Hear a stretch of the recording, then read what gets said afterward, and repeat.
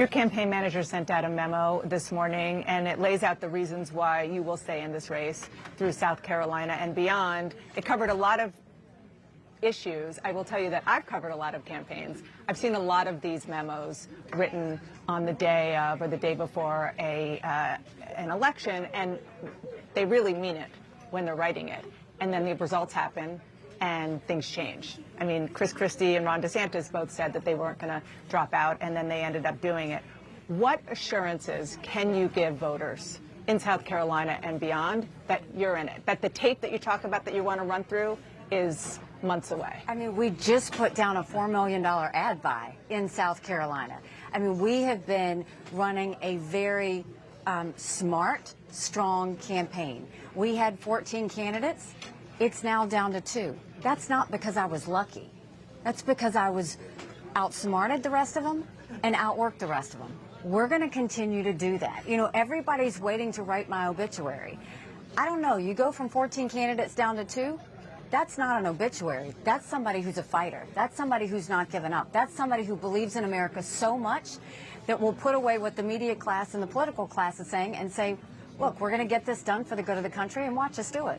You're not going to go there, like, for example, double digits, if you lose by double digits tonight? I mean, I don't even want to talk about numbers, and I don't think y'all should either. The only numbers I care about is are people getting out to the polls. And what we saw today, people are excited to get out and vote. I mean, look at the fact that the conservative union leader endorsed us. Look at the fact that, you know, the first 6 votes in the country that happened in Dixville Notch, all 6 came to us. Not part, not one, all 6 came to us. All of those things are wins. I look at the wins. I don't look at the obstacles. Because if you look at the obstacles, you're never focused on what the end game is. The end game is how do we go so strong that not only do we take care of this primary, but we go and we win a general so that everybody can start to get back on track. We've got to focus on the issues that matter, not about whether a poll is saying something or not. Governor Sununu, you were just on another network, and you said some pretty tough stuff about Donald Trump, saying that he is not the Donald Trump of 2016. I don't think anybody thinks that. He's off the if he's off the teleprompter, he can barely keep a cogent thought. Yeah. Okay, but he's still the guy that if what you're doing here doesn't work out, which I know you're working very hard to make sure it does, you would vote for him for president? Yeah, look, he's just not the same guy, and I think that's what people are seeing. If he was the same guy in the whole 9 yards, this would have been a fait accompli, but it's not. Folks want something different, which is why everybody's coming out. They believe in a Republican Party of the future, not just litigating chaos of the past. That's why you're seeing so much excitement here.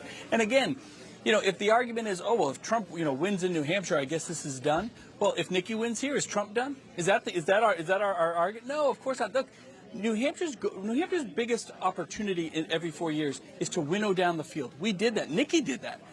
Nikki did that even before we got to New Hampshire. And so these first 3 states are to make sure that America knows their options. 47 others to go. And it's the voters, not the media, not Donald Trump, not even Nikki Haley. It's the voters that will decide who leads this party in this country. Yeah, that we definitely all agree on. It is completely up to the voters, but you have to make your case to them. One of the things, just kind of bouncing off of what you said about that he can't even read a teleprompter without giving a cogent thought, you keep saying over and over again that Donald Trump is too old to be president since he confused you with Nancy Pelosi. You've also been noting that he doesn't have the cognitive ability, you don't think, and that chaos follows him. But do you think that he is fit to be president? I think that he's fit, but what I'm saying is, do we really want 2 80-year-olds to be our options when we're talking about president? And that's not being disrespectful. It's the fact that we need somebody that's going to go 8 years, ready, fully focused to do that. Neither one of them can say they can do that, right? One, because Trump can't run longer than 4 years. But 2, is that really what we want to do when we've got a country in disarray and a world on fire, that we're going to do that? So what I'm saying is, you can't say that when you're 80 that you're not in decline. Scientifically, you are in decline, no matter who you are. Yeah, I think he's fit. You can see that he's out there. He's, mentally. I mean, look, we've seen him get confused. He was confused about me having something to do with keeping security away from the Capitol. Clearly, he was talking about someone else. He was confused when he said that Biden was going to run us into World War II. Clearly, he meant World War III. This is more of about, have you heard a vision from him on where he's going to take us in the future. You have it. You've heard about who he's going to go against in the past, what vendettas he's going to take care of, but nothing about the vision for the future. Let me just ask you another version of the question of fit, because he was found liable in a civil trial for sexually assaulting E. Jean Carroll. He's under investigation for obstructing attempts to get him to return classified documents that he took from the White House. He's arguing constantly that he deserves total immunity. You think that that conduct makes him fit to be president? If I did, I wouldn't be running. So the whole you also focus, have pledged to support him and endorse him if you end up not making it.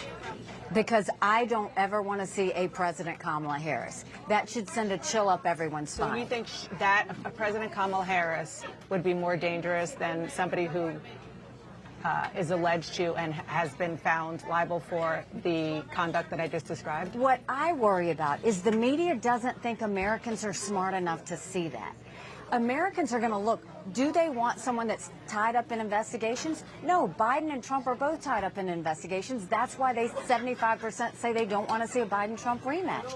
People don't want to have two candidates in their 80s. People see that they both ran us trillions of dollars in debt that our kids are never going to forgive them for. This is about the fact that people want someone who's going to secure the border, bring down inflation, focus on getting education back on track, getting the country moving again. That's the biggest thing. They don't want to deal with the negativity and the chaos of the past. And so this is not personal for me. I don't dislike Donald Trump. I don't dislike Joe Biden.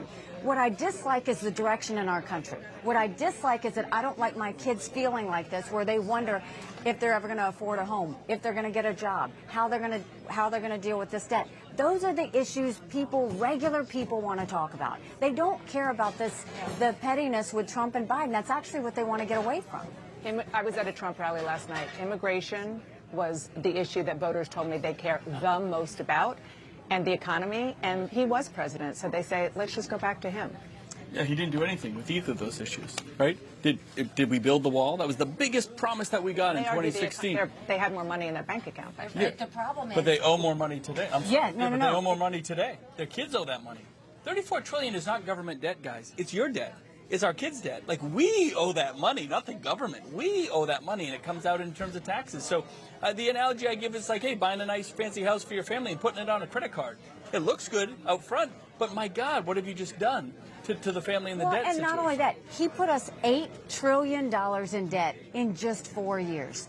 So yeah, the economy may have been good, but he ran up the credit card to do it. Everybody knows that's not sustainable. We can't run our households like that. You sure don't want to run government like that. And what should chill everybody is the fact in 2 years we'll be paying more money on interest payments than our defense budget. That's not okay, and we don't want Russia, China, and Iran to see that happen. We spoke exactly at this time last week, the day after Iowa. You've now been running around campaigning very hard in New Hampshire. What have you learned this week in New Hampshire, and even before that, over the past few months campaigning, that you wish you knew then, that you know now about how to approach this campaign? I mean, look, I think campaigns are all about learning and lessons, and you have to be very flexible. I mean, to me, New Hampshire and actually Iowa to a certain extent, it's very much like South Carolina. I mean, I grew up where campaigning is a contact sport. You've got to touch every hand. You've got to answer every question. You've got to be out there. You've got to go to diners. You've got to go to breweries. You've got to go. That's how South Carolina is, too. So from that standpoint, you know, I think that came very natural to me. What you learn is what people in New Hampshire care about. They care about a northern border. No one talks about that. Everybody talks about the southern border. They care about the fentanyl flow. People hear about that. New Hampshire's been hit very hard. They care about transparency and education. You know, I mean, there's certain things that they care about that is different than other parts of the country, but they're just as important. And so I've learned a lot from them. And I love that Granite Staters, they wear their feelings on their sleeve. They tell you exactly what they think. And you know what they think? They don't understand why we have an open border. They don't understand why Joe Biden's done nothing to secure it. They don't understand why Republicans and Democrats are both spending like drunken sailors when it's their tax dollars. There's a lot they don't understand. What they do understand is they're ready for a new generational leader. They're tired of the peacocking, they're tired of the political class, and they want to see something get done. You wish you got in this race? Oh, no. I can't. Look, I have a lot of energy. I've never met anyone that can keep up with me. I can't keep up with her. I mean, I can't tell you how impressed I am. The fact that she hits the last event of the day with the same energy, enthusiasm, spending the time with the voters as the first one. She's the last one out of the room. I love that about her. She just wants to connect with people. Thank you both for stopping by. Thanks so much. Nice surprise to see you. Appreciate it.